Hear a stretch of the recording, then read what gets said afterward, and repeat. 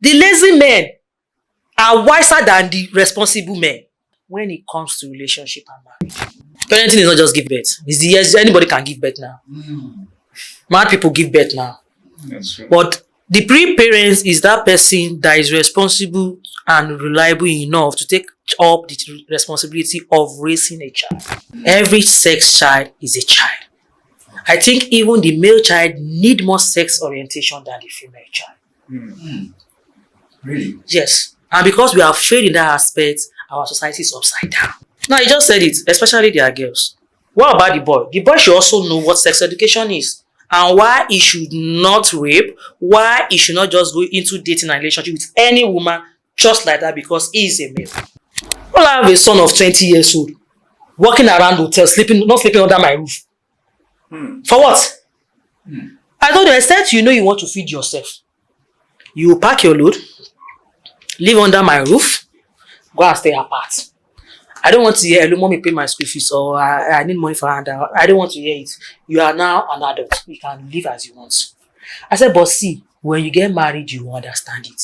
Because no woman will want her husband to be a road wonder. No woman. It will not only affect your wife, it will affect your children. I said, me, I'm not going to do a mugo. Do your thing yourself. If you want to be angry, be angry.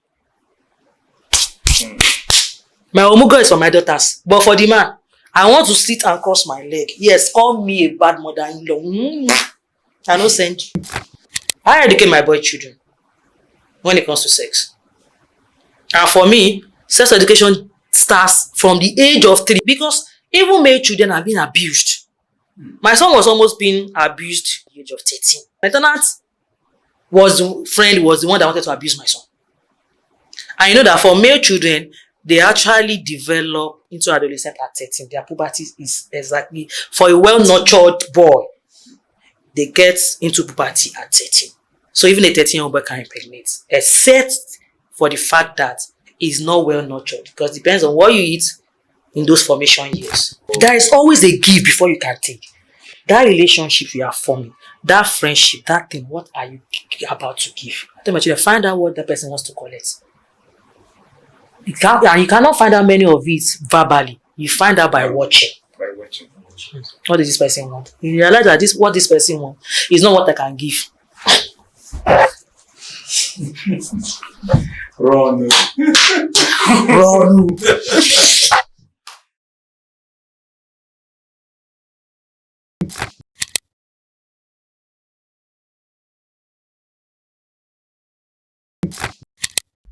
Welcome to Orange Vibes, Business and Lifestyle. Today is going to be an amazing section, and it has always been an amazing section if you have been with us all through, and today is going to be something powerful, something a lot of people doesn't see much, a lot of people doesn't take more, but today we're going to be hitting, buttressing on it. And Orange Vibe is powered by Todal Media. And with me in the studio is my partner, Mr. Onoche Tony. Mr. Onoche Tony, good to have you in the studio today again. Yeah, thank you so much. You know, like we always say, this is Orange Vibe, Business and Lifestyle. You know, it's a platform that is quite incredible, and it's something that will actually transform your mind, because there's a lot of controversy that has been there, you know, out there. So, but the essence of this platform is to be able to address some certain things that seems not to be right, so that you get the best information that will help you both in your family, in your relationship, and in the business. Thank you so much. And today we're talking about a unique topic: parenting, strategies for nurturing your children, and also promoting respect and equality among people in society. So the person that will be doing justice to this is our special guest. There is no any other person in the studio with us other than Mrs. Titilayo Bolaji Dada. Ma, it's good to have you in the studio today. Thank you, Mr. Tony and Mr. Daniel. Thank you so much. And thank you to Orange Vibes for this opportunity. We are so happy and glad to have you today. Thank you. Ma, has been the experience so far? Everything has been the experience so far. Well, it's nothing much. Actually, I will say, let me introduce myself first so you understand where we are going to and what parenting is like for an educator. Because Many a times we get married so easily, thinking all we need to go into marriage to do is just give birth and raise them, forgetting that parenting itself is a work on its own. Wow. It's not everybody that is blessed to be a parent. Parent goes beyond just reproduction. But most times, I just be like, after I'm the one that gave back to you. I'm the one that gave back to you. Since I'm the biological parent, then I'm a parent. No, it goes beyond that. So I'm Tada Titilayo, as you have said. I'm an educator. I'm based mostly in tutoring. I do home tutors. I have the name by Go Home Tutor. So I do home tutoring from house to house, and I do online tutoring within Nigeria and outside. So in my lifetime of experience, I think I've been in this job over a decade.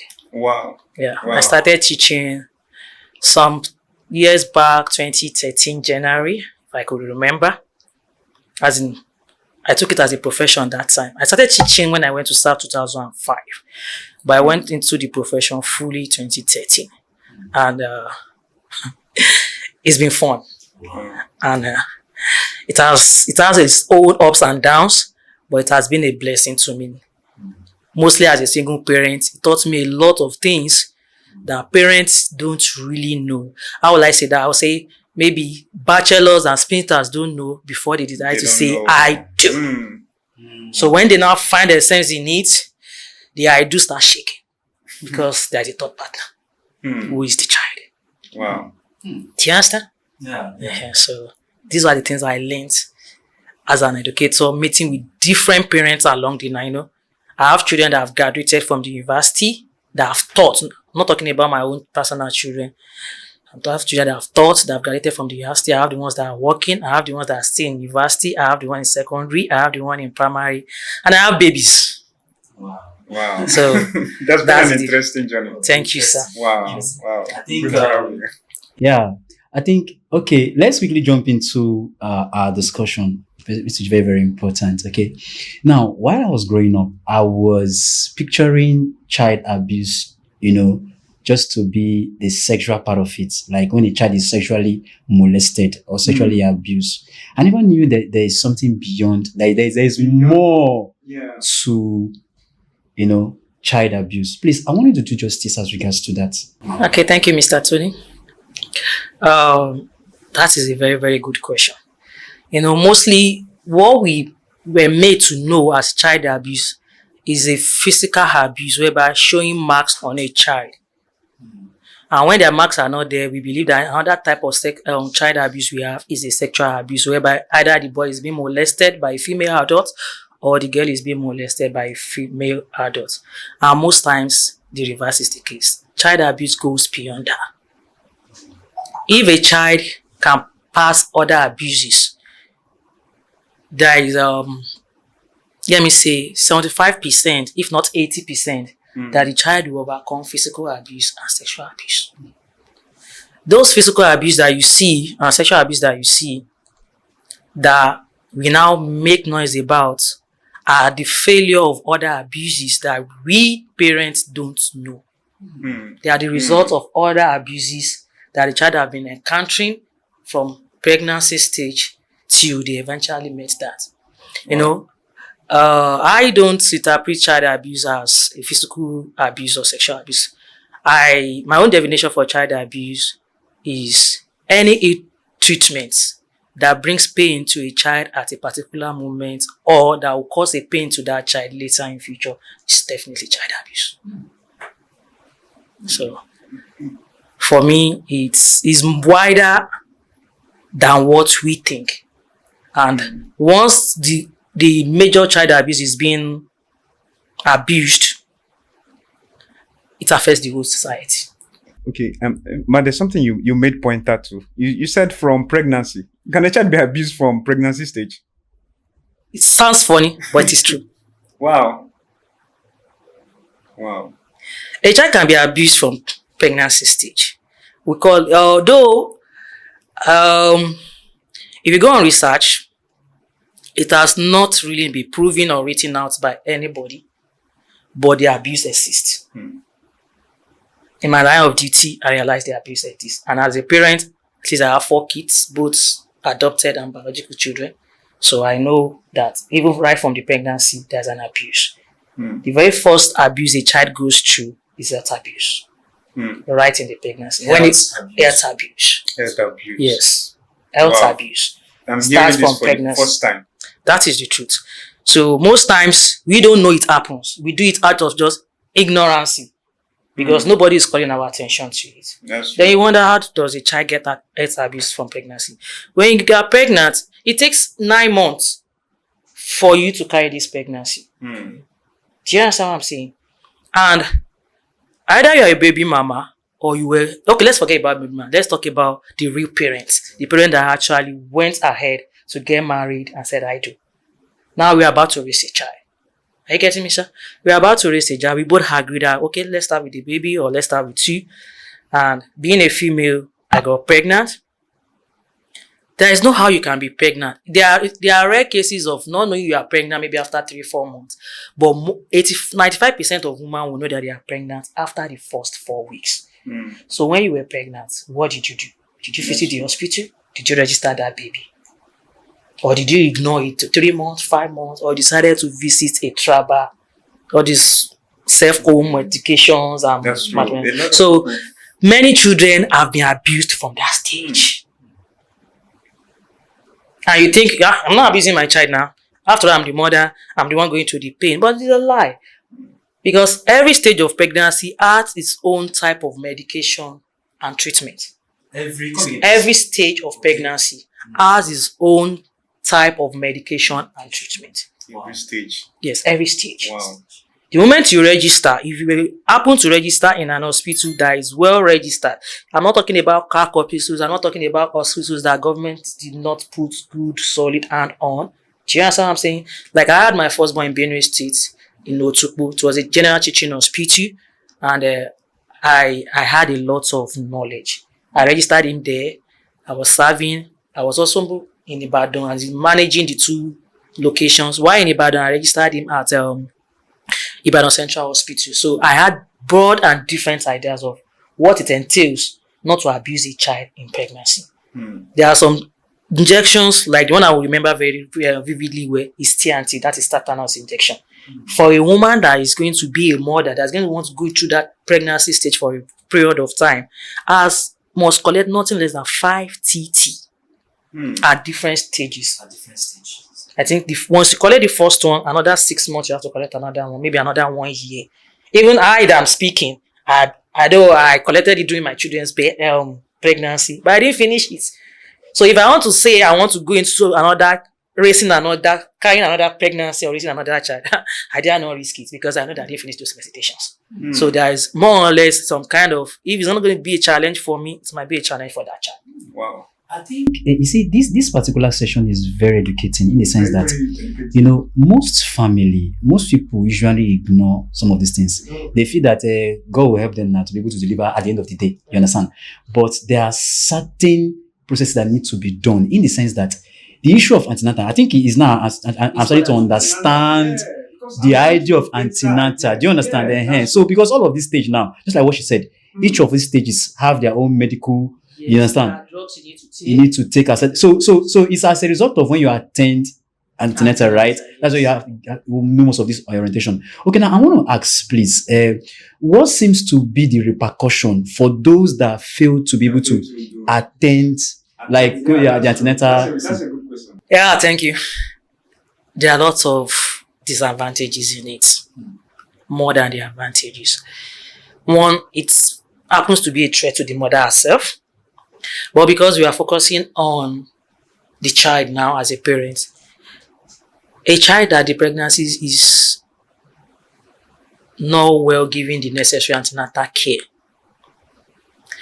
is not only putting the mother's life at risk at the day of delivery, it's also putting the child at risk on the day of delivery. That's one. Two, is putting the child also at risk of unnecessary illness at delivery. Because if you attend antenatal constantly, even some who attend, they will register. They will go this month, because I think it's every week.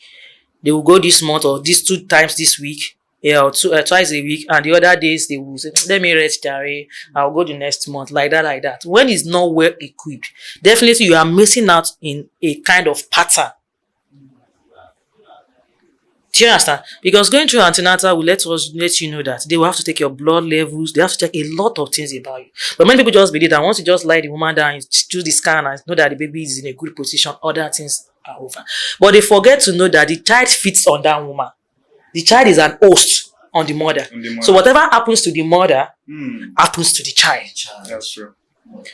So at delivery, if the child is not well healthy, even if the mother is healthy and the child is not well healthy, it can always cause the two of them they are dismissed at delivery.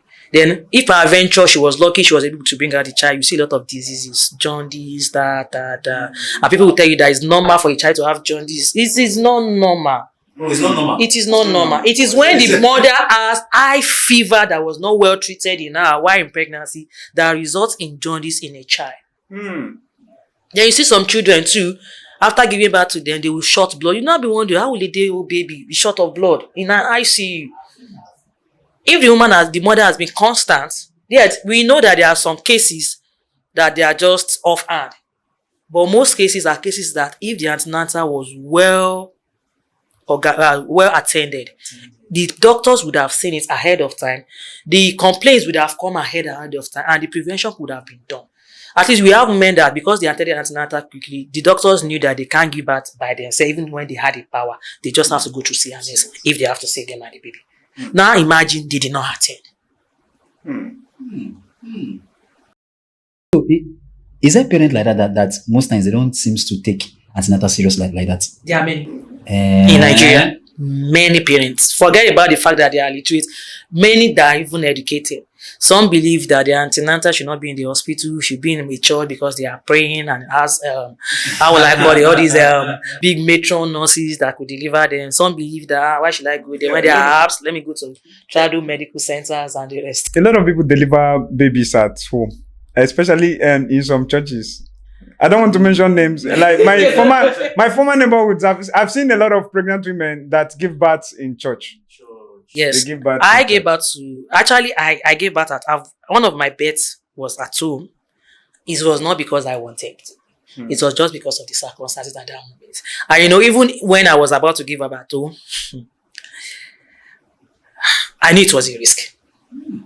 It's a risk. But I just relaxed my mind that, well, if I've gone through it the first time, I took the normal medications. I went to the second time, took the normal medication.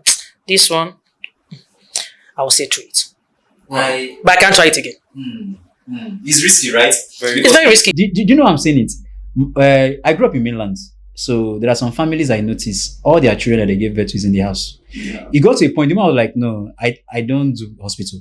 I naturally give birth at home. And she's the type of person that she has mind. Like, she's very bold. She's not always afraid. But I feel inside of me, you feel that this thing is risky.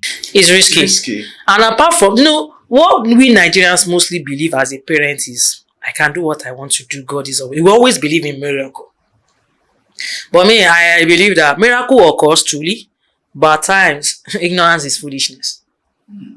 The fact that she said through either 9 or 10 births at home doesn't mean she did the right thing. And she will not be there to know how it affects those children. Because most parents don't communicate.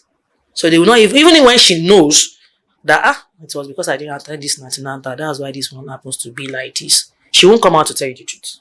Because you point an accusing finger that, mommy, you made me like this. Just imagine giving birth to an SS. A pregnancy you ought to have aborted. If you have gone to the hospital to do the normal test, because when you go to the hospital for antenatal registration, the first thing they will ask you to do after registering is test. You do genotype test, genotype, you do HIV tests, you do scan, RH factor, a lot of tests. So now imagine Peradventure, you did not even know you are carrying an SS, probably because the brand lied to you about his blood group or genotype. No, when they've tested you over and over and they realize that there's shortage of blood somehow, they will call your attention. And some parents just believe that, this miracle that God has given me, this baby I'm expecting, how will you expect me to just avoid this? No, I will give back to my thing. No, God will take control. And at the end of the day, it becomes a problem. Yes, because the child will always live in pain. So they can dictate in the hospital that the child will be SS before giving birth. Definitely, just like they are dictating that a child is HIV. Wow. Because the mother, there's no how you be carrying an excess that will be having shortage of blood in you. Definitely, you, the mother too, will be feeling the shortage of blood in you. So if you are constantly attending antenatal, one thing or the other would have led to it that they would have found out that this is where the problem is coming from. Wow. Okay. That's a good one. So I learned something now, that abuse also can happen in pregnancy, and not taking the right medication is an abuse to you. You know why we don't see them as abuse? Because we always believe that whoever wants to abuse our child is an outsider. It's an outsider. So we don't see ourselves abusing the children. Wow. So it's Wow. Okay. This brings us to our next question. Ma, what are some of the key indicators that a child is going through abuse, and how can we be able to dictate that?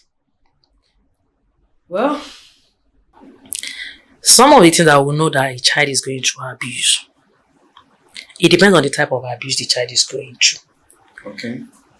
Like the one I just spoke about now. You cannot detect the child has gone through abuse until when the child comes out of the pregnancy and is now growing. They now start seeing different kind of health challenges. And we now start running up and down to treat them, not knowing that it was because he was having some health abuse while in pregnancy.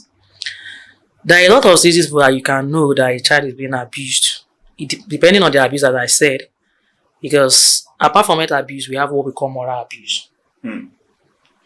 For moral abuse, we don't see it at all. We see it as pampering. That's true. But yet you can see that the child is abused. Because when you see a child that just cries anyhow, that wants his yes to be yes and wants everybody to just attend to him or her and stop whatever they are doing because he just wants it to stop, is a form of abuse. That child has been morally abused. That child was not taught as he was growing that you cannot have what does not belong to you. So when you see them, they enter people's house, they soil the whole place, they do anyhow. No courtesy, no etiquette, no morals. But most times we think we are pampering them with mates, with our own attitude, then we leave them grow like that. So that on the line. Another way you can know that a child is being abused is when they become timid. Always want to be isolated. They don't want to relate with anybody. They just want to be left alone. Something is already wrong. So that child is being physically abused, emotionally abused, or sexually abused. So in this case now, parents need to pay detailed attention to them. That's why I said parenting itself is a course, is a work. Parenting is not just giving birth. Yes, anybody can give birth now. Mad people give birth now. That's true. But the pre-parents is that person that is responsible and reliable enough to take up the responsibility of raising a child. And I think this generation is going there. Because gone are those days when you say, hey, I'm a deadbeat father, I'm a deadbeat mother, and you leave those children like that, and you now think they will come back for you. They won't. Do you understand what I'm saying? Yeah. They won't. This generation is going there gradually. So a lot of things constitute to abuse. But one thing I just know is that if a child is not morally abused, the child will definitely overcome every other form of abuse. Because firstly, as a child, as you are growing up, the parent teaches you how to say mama and papa. Why don't they teach you the basic etiquette of life? I'm sorry, I won't do that again. Thank you. Please, excuse me. How many parents does that? Very minute. They don't have time. It's not the matter of they don't have time. There's another factor about time. At least, no, even if you don't have time Monday to Saturday, you will still take them to church or take them to mosque. The little ones they do while you are feeding them, and the baby maybe easily just saw his clothes and the baby can open them. Can't you just say, I'm sorry, I won't do that again? Do you teach them? When people give them things, do you tell them to tell them thank you? When they hurt other people, do you let them know that it's bad, say sorry? Or do you want just your baby to always have their way, believing that I'm your mother, you can do as you want? And the painful thing is that you see them morally abusing their children, using other people's children as slaves or mates in their house to take care of their own, thinking they are pampering them, not knowing that they are morally abusing their children. Because those kind of children raised in that kind of functions will be a dysfunctional children. You might not see it. Yeah, they might look good, they might look well kit up, they might dress properly well, but deep down when you get to them, you realize that they don't have character. That's true. So no, this is very, very deep. This is very, very deep. Because most parents that seems like, they have arrived. Some of them, they don't want their children to pass through what they went through. Taking is an abuse. I know you got it. You got it. Yeah. No, That's we think it's an abuse because we went through it and we saw it that it was not easy for us. But when you look at those parents that went through such, you find out that they became independent earlier in life and they are functioning. That's true. But they find it hard to pass that same training. It's training. Just like the eagle bird. The eagle mother will always throw her children how to fly. If you fall, she will pick you up again and throw you into the air. She will never make the net comfortable for them. Because she believes that once she makes it comfortable for them, they will not be able to fly. They will not become eagles. They will be birds. And eagles fly at the highest level.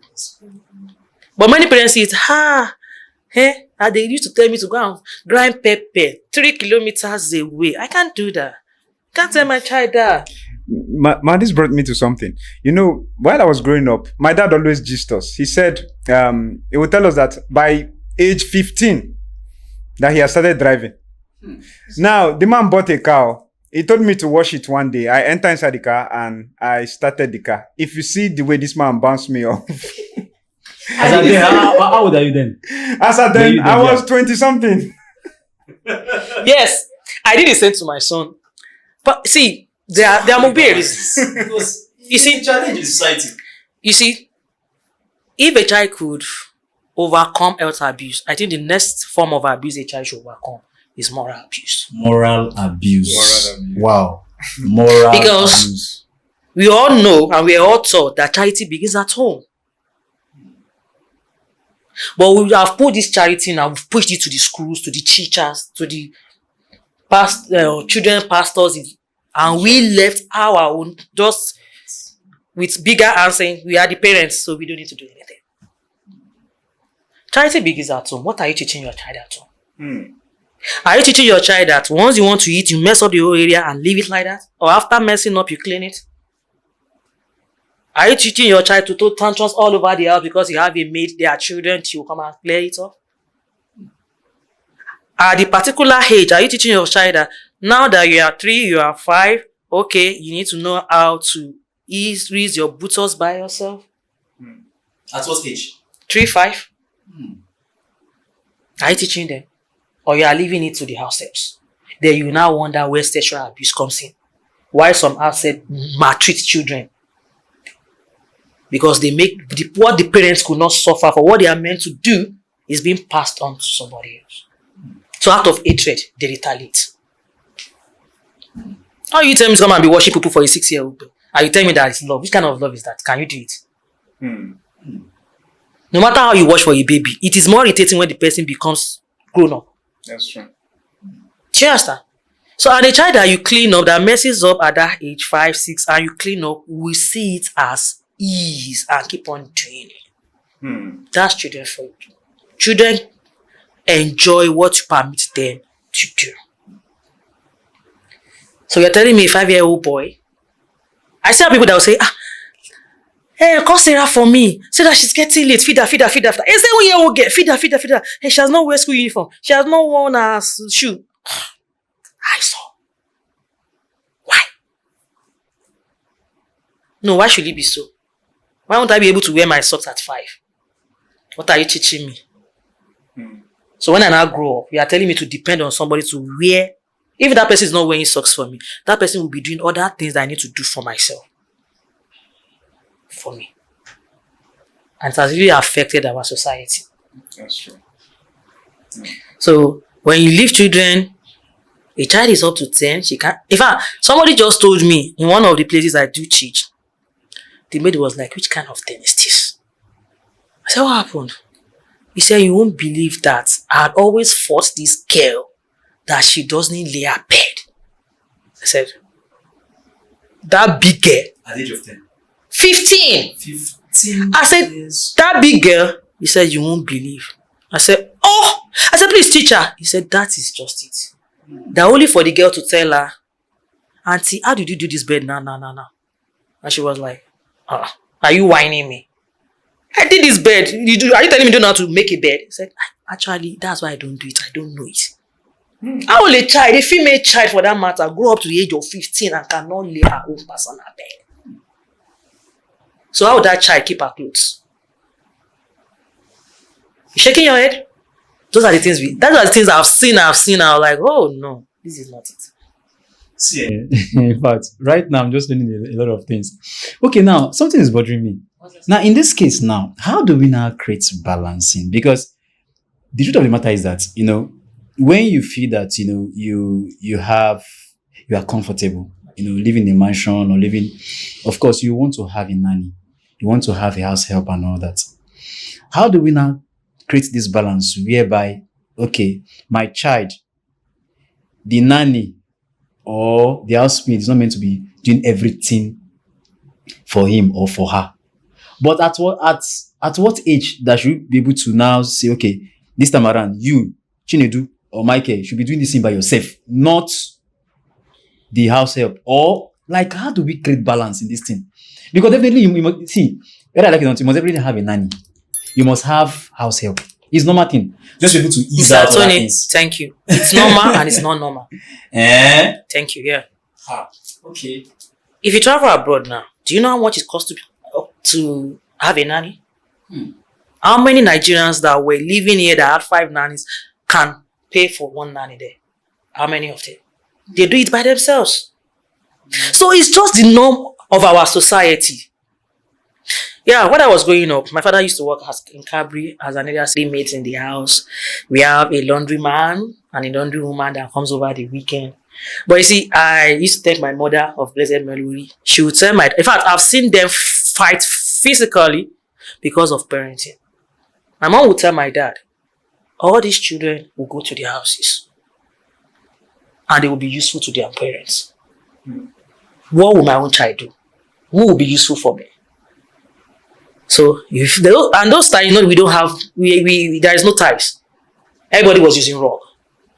So she would tell us, everybody get your bowl, pick your racks. She would dispense it in water with Isa and soap, start brushing that rock. Everybody is brushing. There is no difference. Either you are the child or you are the paid maid. I think that has really helped me and my siblings towards life. She doesn't believe you are different. Yes, their mates are there. Not for you as a child, but for them that employ them. To ease their own work. Maybe they want to go out and they can't pick you. Okay, I'm here now. If I'm still having a little baby, I can't bring that baby here. Then I have you to stay at home. Yeah. With that child. Not for you to do what that child needs to do. Was supposed to do. Do you get it? Now, there is this kind of norm that I see in our society. We believe that, just as you said, when there is comfort and I'm now living big, then we pretend. We feel, I don't need to do anything again because I've arrived. And it has killed many of us. That's true. In fact, it's killing many as at now. Then you now wonder why are youths at the age of 40, 50 dying off? Because they refuse to be functional. Nothing made our parents live longer because they were functional. They work. That's true. Even at 80, you see them, some of them still going to farm. Fine, nobody wants that kind of hard life any longer. But then the fact that I'm now comfortable does not mean the basic things of life, if nobody is there that I'm meant to do for myself, I should push it to somebody else. A child should know how to wash his or her plate by herself, him or herself. A child should know how to lay their bed by themselves. A child should know how to wash their undies by themselves. And yet you see some parents pack their own undies for the maid. Now, what do you want that child to do? So to me, it's not an excuse. Because when I look at it, I have parents that were in Nigeria and they had 3 maids when they were in Nigeria. But presently, they are living with their children alone. She knows them. They don't have a maid. The children now sweep, tidy their room. They will take permission. Miss Titi, we're coming online so soon. Just give us some few minutes. We need to tidy our room. We need to fold our clothes. I'll say, okay. This one that you are not now speaking our language, I don't want to. Let's speak our language in Yoruba so that while you are doing it, I'll be chatting you and they'll start. In fact, they make their lunch by themselves. How old is the oldest? 10. So they can't the way they wrap and package the white people for us when it comes to parents is different from what it exactly is. Now, let's talk about the part of parents initiating conversation of sex education, because I feel at a certain point it is very important for parents to educate their children about sex education. So there's a write-up here I want to read out. Yeah. So at what age do you think parents should initiate conversation about sex education with their children, particularly their daughters, to promote healthy relationship and inform decision making? So you say the question he asked me, there is a clause there that first of all I want to tackle before I answer your question. The clause I want to tackle that have put our society again into detriment is the clause that particularly their girls. Why must it be particularly their girls? Every sex child is a child. I think even the male child need more sex orientation than the female child. Really? Yes. And because we have failed in that aspect, our society is upside down. And yet we blame the host rather than the prey. Now, you just said it, especially their girls. What about the boy? The boy should also know what sex education is and why he should not rape, why he should not just go into dating and relationship with any woman just like that because he is a male. Why he doesn't have to sleep with every other girl thinking he's enjoying himself because he's a man. Why he has to keep himself for his wife and for his family. Don't you think we need to talk about that? Very important. I've never seen it in this aspect. I'm all ears. I tell my sons, nothing stops you from being a virgin. If that woman you want to get married to requires to be a virgin, then you also have to pay her back the sacrifice of being a virgin.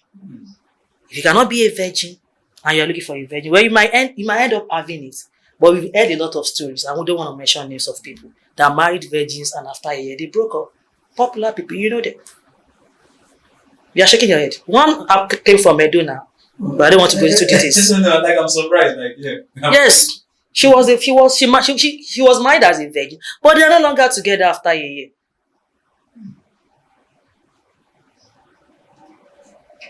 The wedding was done in Edo State, but I don't want to go into details. So, because I don't want anybody to feel I'm shaming them. No.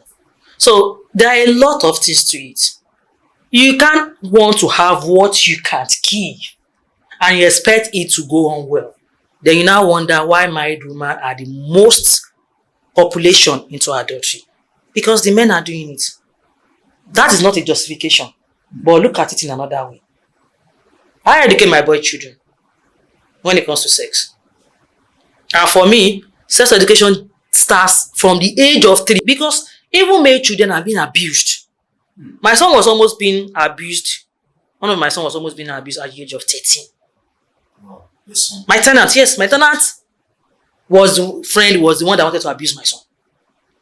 And you know that for male children, they actually develop into adolescent at 13. Their puberty is exactly, for a well-nurtured boy, they get into puberty at 13. So even a 13-year-old boy can impregnate, except for the fact that he's not well nurtured, because it depends on what you eat in those formation years. Wow. But the normal age for a child to enter into adolescence for a boy is 13. 13. After 13, the late ones now enter at 14, 15. So at 13, if a boy sleeps with somebody else, the person will pick like that. Do you understand? They will not see them, they will just change. Build up, they will not be wondering. Why for a girl, even though it's 13, but we have, due to the same, if a boy and a girl eat the same kind of nutrition, the boy might likely start as early as late 9 years old, entering 10. So why should I not start sex education early? The moment you know that this thing is my total, it brings out urine, the same thing I will tell you, this same thing that brings out, it can either kill you or mend you. I'll tell you, nobody must touch it, not even your dad. Even the milk, your dad must not touch it. It is your own personal life. It's for you. So if I'm baiting you, I'll tell you, wash it yourself. I don't have the right to touch it. Because children learn from what your actions. So wash it yourself. I've baited for years because you can't wash your back. Now, you can wash your leg. Either you are washing it clean or not, wash it. Okay, so from which age now? 3. Oh. If you can play with water, and pour it on your body at 3, and you can carry your spoon and put it in your mouth, and none of your food will drop. You know, there's something like that. They will pull their plates very well to them, and So why can't you wash your body? No, all my children, I taught them at 3. 3, this thing, kilo. You know, the one that's like this. They say, I say, close your eyes. Do you do anything? No. The person has time. They say, do like this. They say, do like, okay. So they will laugh. We will do all those dramas. So they will tell me, Mommy, it's cool. He just did like this. I say, you want to kill me? I say, he wants to kill you. Don't allow them. Don't wait to run. They will laugh. You know, some of my colleagues then will say, what are you teaching these children? I say, that is the way I want to communicate today. I don't communicate with my children as if they are children. I'll communicate with them as if we are friends. I tell them, see, this thing has killed many people. It has killed many people. Yeah. They want to know how. Children are very inquisitive. How did they kill that person? The mother did not tell her. Actually, the mother failed to tell her in time that you see this thing as a girl. The boys in the house must not see it. You tell all of them. You have the right to tell the boys in your house to leave where you want to dress up. Yes. I want to bathe. So can everybody excuse me to the sitting room? Nobody should enter my room. You lock it. Pram. Pick everything you want to pick. I don't want to see anybody. I said you have that right. How many parents build their children's confidence like that? Because you are not only teaching them, you are also building their confidence to stand up against being abused. And one thing I noticed is that when you, the education or communication you fail to give children ends up being learned from outside in the wrong form. That's true. When you look at it, what did they know? They are too small. No. If I'm watching film with my children, I'll tell them, No, as an adult now, before they get to that level, I know that the way this thing is going, this chemistry is ending to one level that the children must not see. And when we were young, my mother was say, raise up your hand. Because she was an educator. She said, get ready to cover your eyes. All of us will look at her like this. Cover her eyes. If I see you open it, pim, she'll beat you. You can't escape. You just hear the cane at your back. She knows when you do like this and when you close it. So I'll tell my children, get ready. I'm not asking you to close your eyes. So. Once I just say, turn! Everybody turn their back to the TV. So I fast it. I said, okay, now I turn back. Do you know why I did that? No, mommy. Okay, this is the reason. It is for adults. And not just any adults. Even as an adult, if you do it wrongly, you end up dying. I'm not saying you will die as a physical death, but somebody will be a living corpse. It might be a detriment to your life and make it imbalanced for life. If you don't have degrees to work out of it, to come out of it.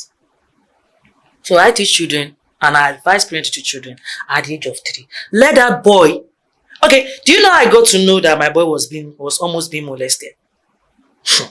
My neighbor, my tenant.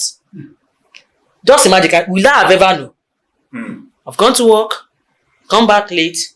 Whatever the fact that I come back late, I communicate with them 24/7.